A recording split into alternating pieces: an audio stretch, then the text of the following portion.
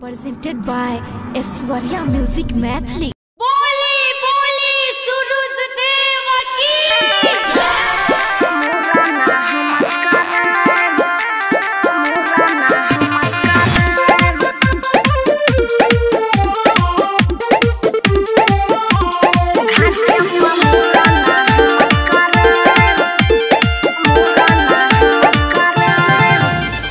कथी तू सोचै छी गे धनिया कुछ नहीं बोलै छी अरे बोल गे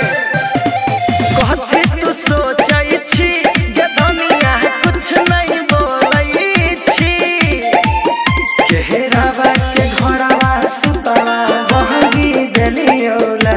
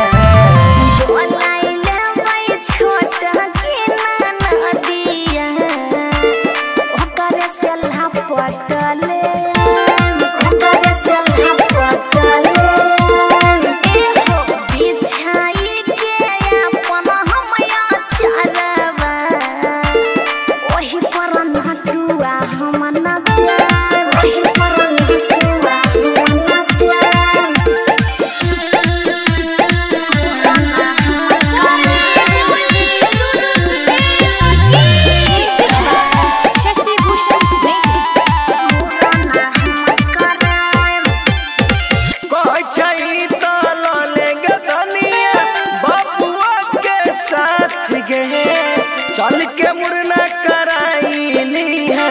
गंगा जी के घाट गए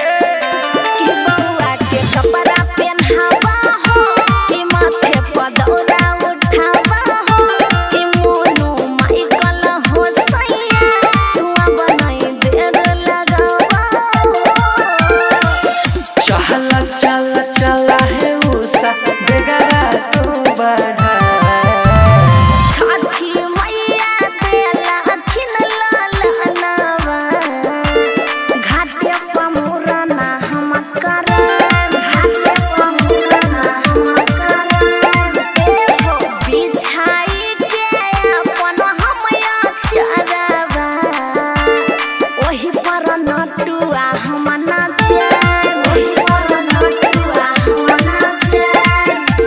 Aishwarya Digital Recording Studio, Samastipur.